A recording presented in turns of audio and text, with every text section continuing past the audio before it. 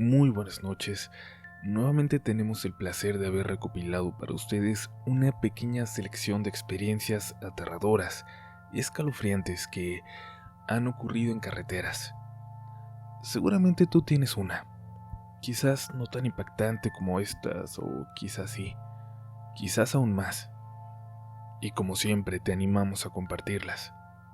Mientras tanto esperamos que disfruten de las que estamos a punto de narrar. Ojalá que tengan el ambiente perfecto a su alrededor, oscuridad, calma y un viento incesante soplando allá afuera. Cierren los ojos y déjense llevar. Estás entrando a Relatos de la Noche. Quiero compartir con ustedes algo que me pasó cuando era joven, hace casi 20 años ya, cuando decidimos arriesgarnos a ir por carretera a visitar a mi familia en Tequisquiapan, un pueblo del estado de Querétaro en el centro de México. Yo soy de Durango, pero mucha de mi familia es de aquel estado, y casi siempre venían a visitarnos en fechas especiales como Semana Santa. Acá los recibíamos y algunas veces nos llegamos a ir a Mazatlán, al mar. Cuando mi mamá falleció perdimos contacto con su familia, pero un año decidimos preguntarles si podíamos visitarlos nosotros. Aceptaron con gusto y nos dieron instrucciones para llegar. Les dijimos que queríamos intentar irnos manejando. Lo haríamos Santiago, mi hermano menor, su novia de aquel entonces, Emily, y yo.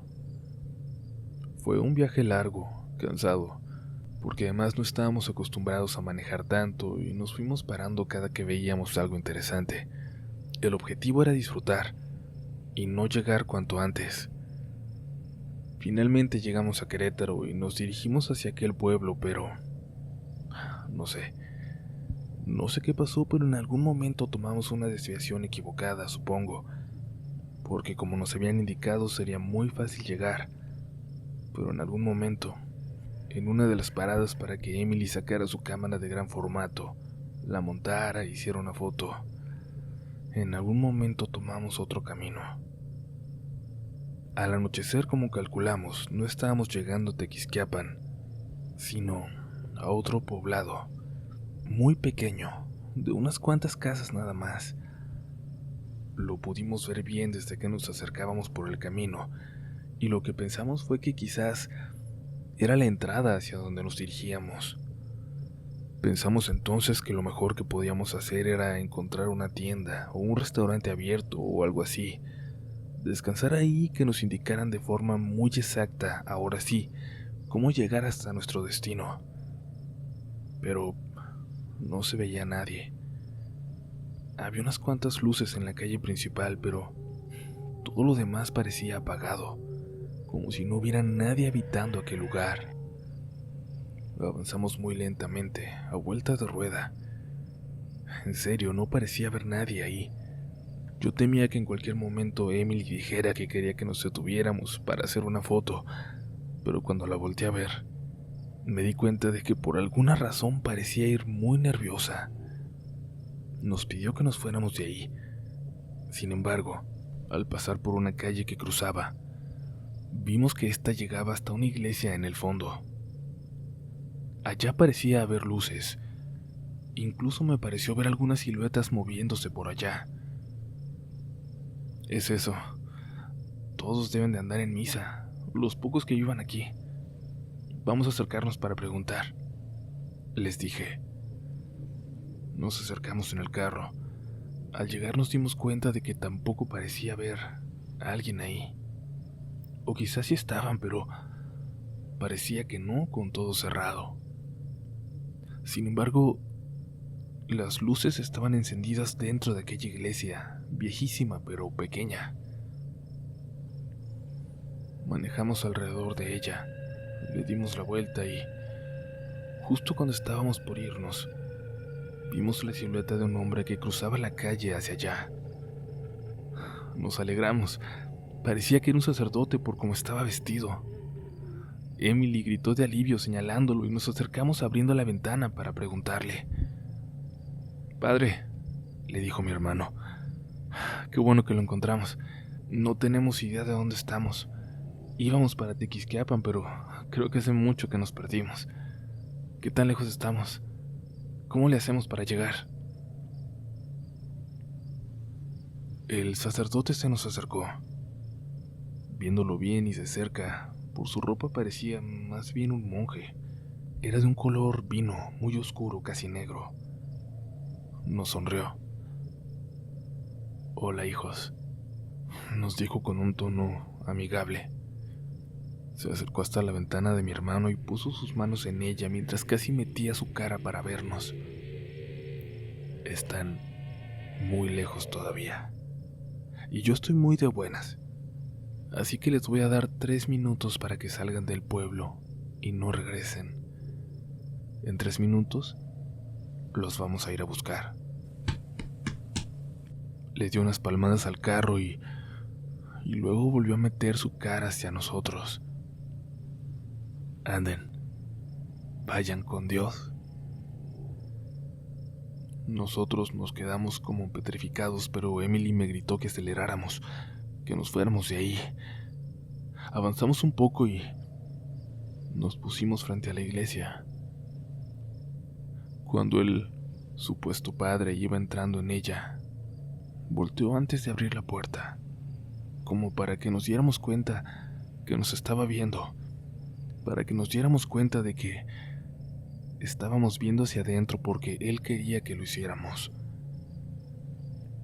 Dentro de aquel lugar solo había luz roja, había un resplandor de ese color. Y dentro había unas 15 personas, al menos las que alcanzábamos a ver, todas vestidas como él. Por el resplandor parecería que sus ropas eran rojas también, pero no podría asegurarlo. En medio de ellas había algo parado, algo que no parecía ser una persona, algo que no puedo describir. Salimos volando de ese pueblo y anduvimos por caminos hasta que llegamos a una carretera. Pedimos ayuda porque no sabíamos para dónde seguir avanzando y era de noche, pero nadie se paraba.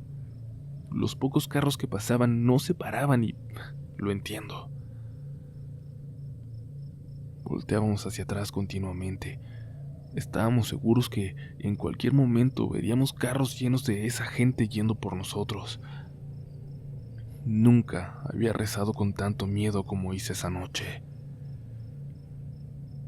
Hasta después de un buen rato pasó una camioneta con trabajadores en la caja y se detuvo.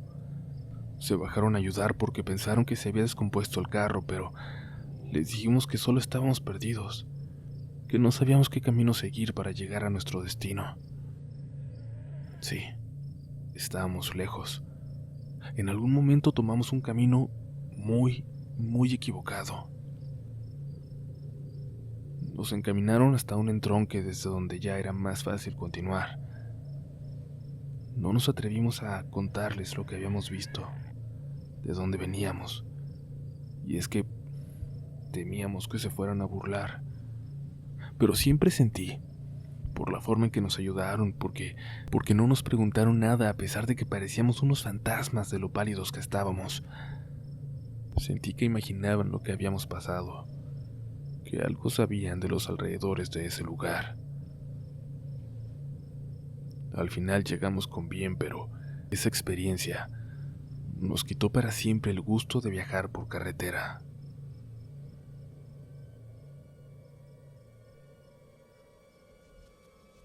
Con mi papá cuando era niño, anduve mucho tiempo en carreteras, por muchos caminos.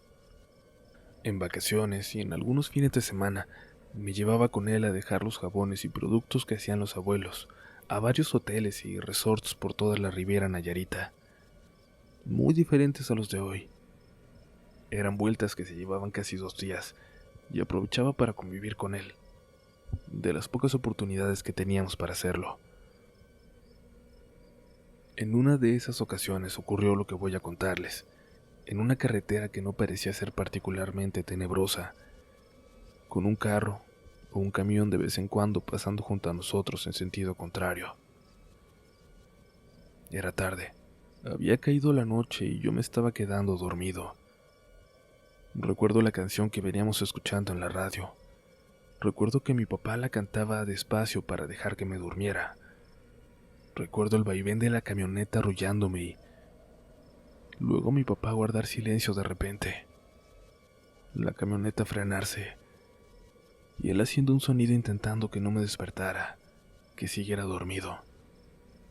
Ese sonido que nos hacía desde bebés.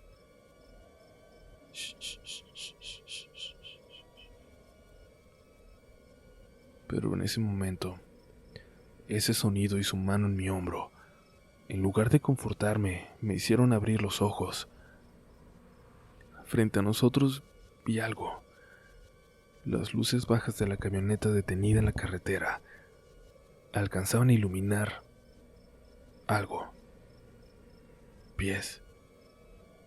Los pies descalzos de 3 personas que parecían estar colgadas de uno de los troncos que techaban aquella carretera. Solo los pies. Solo se alcanzaban a iluminar los pies, meciéndose muy ligeramente. Papá, dije asustado, y él solo me pidió que cerrara los ojos. Avanzó muy despacio.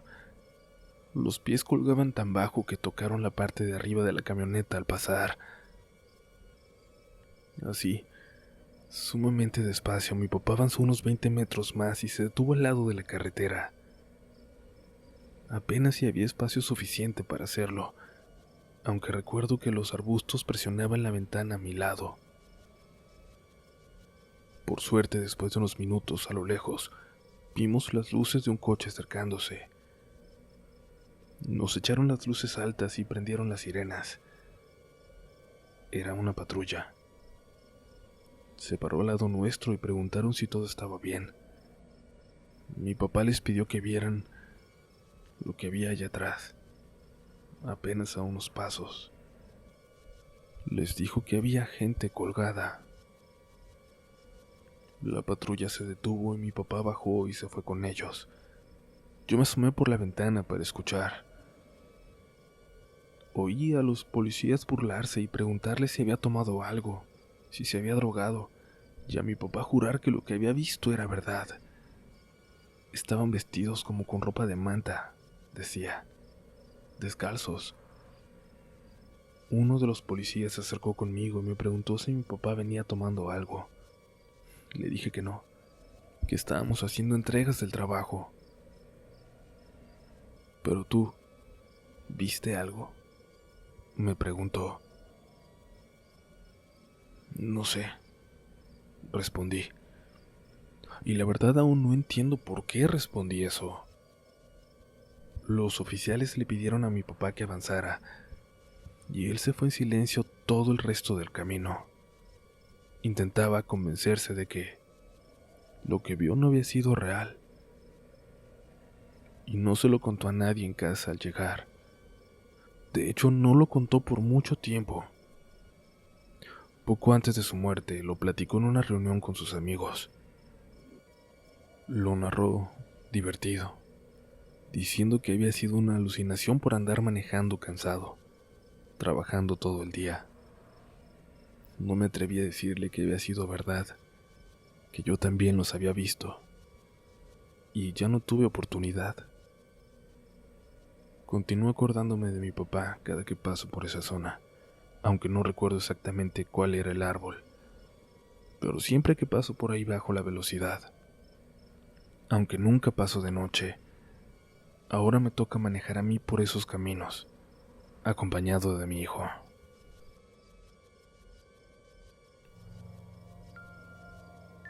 Esperamos que estés disfrutando de estas historias porque aún nos queda una más. Mientras tanto, te invitamos a seguirnos en nuestras redes sociales para que platiques con nosotros también por allá.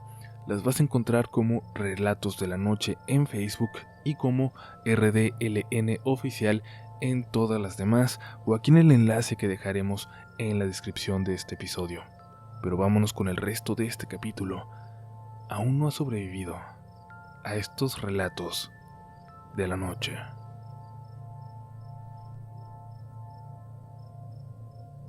Tengo que compartir con ustedes una historia, y espero que sepan entender las imprudencias que voy a contar, que sucedieron, como ya lo verán, por una emergencia. En el pueblo donde vivo con mi familia y mi abuelita no hay mucho por hacer. Por eso en mi juventud iba con mis amigos al pueblo vecino, a unos 40 minutos de ahí por el camino viejo, el único de aquel entonces. Hoy ya es una carretera de 10 minutos. Aquel otro pueblo tenía mucha más gente, y ahí sí había fiestas y bailes, cosas que hacer por la noche, pues. Ahí tenía yo algo de familia también, entre ellos mi primo Felipe, mi mejor amigo de toda la vida, y su hermana, mi prima Carmen, una joven sordomuda que siempre fue seria conmigo. Por alguna razón, porque con el resto de la familia era la joven más feliz del mundo.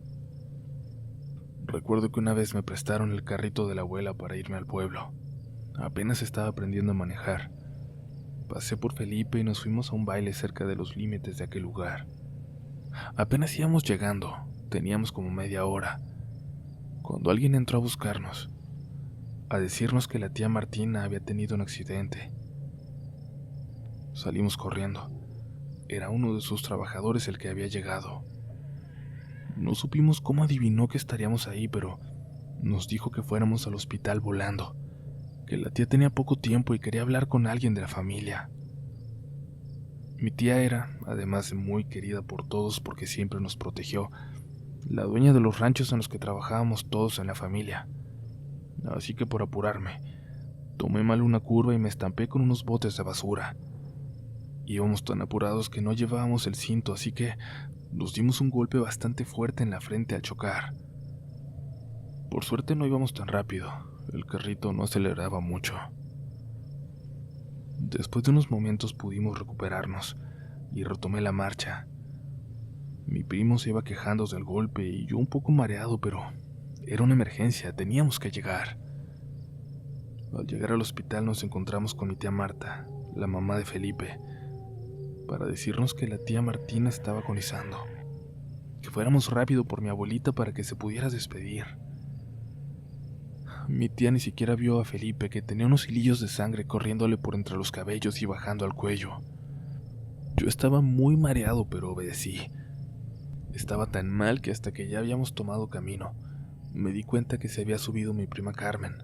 La vi por el espejo y fingí no haberme asustado. No quería que se diera cuenta que estaba tan mal que ni siquiera debería estar manejando. Tenía que llegar con mi abuelita como diera lugar. Ahí ya mis papás podrían traerse el carro de regreso, pero tenía que llegar. Mi prima venía llorando, con la cabeza abajo como si se la quisiera meter en el pecho, y le dije en voz baja a mi primo que reconfortara a su hermana. Pero mi primo ya venía dormido y me preocupé. No debía dormirse después del golpe que se acababa de dar. Lo sacudí violentamente para que despertara y bajé la velocidad. Íbamos en medio de la nada. Lo único que se veía a ambos lados del camino eran enormes plantíos de sorgo. En cuanto estaba bajando la velocidad, mi prima abrió la puerta y se aventó del carro. Me detuve en cuanto pude gritándole a mi primo que despertara, que Carmen se había aventado. Salí del coche y vi la figura de mi prima meterse a los sembradíos. Intenté correr tras ella, pero la cabeza me seguía dando vueltas. La vi a unos cuantos metros entre las ramas y traté de alcanzarla. Estaba oscuro, pero la podía ver. Quise avanzar un poco más cuando sentí unos brazos en mi espalda. Era Felipe, muy pálido. No sé si por el golpe o por el susto. Y es que me dijo que regresáramos al coche. Le respondí que teníamos que ir por su hermana, pero me contestó que lo que fuera que se había bajado del carro. No era Carmen. Su hermana ni siquiera estaba en el pueblo. Se había ido a la capital. No, Felipe. Ella venía atrás. Se subió en el hospital. Le dije, pero Felipe seguía negando con la cabeza.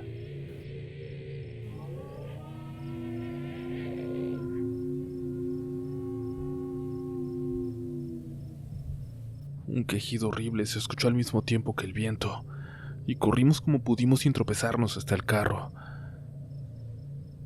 ¿Qué diablos se nos subió al hospital? ¿Qué diablos venía con nosotros? Me repetí en voz alta una y otra vez. ¿La viste en el hospital?, me preguntó mi primo. Le respondí que no, que la había visto hasta llegar a ese camino. Yo ya no pude manejar. Estaba demasiado mareado y mi primo tomó el volante. Logramos llegar a tiempo con mi abuela para que fuera a despedirse de mi tía Martina. Nos revisaron en el hospital y se escandalizaron porque manejamos así.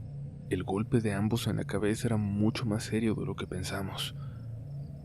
Cuando contamos lo que nos pasó, todos lo atribuyeron al golpe, aunque el golpe no nos explicaba el hecho de que ambos hubiéramos alucinado con lo mismo, que ambos hubiéramos visto a una mujer, porque mi primo no la vio en el carro, pero cuando reaccionó, sí la vio meterse en el sembradío y me vio a mí correr tras ella.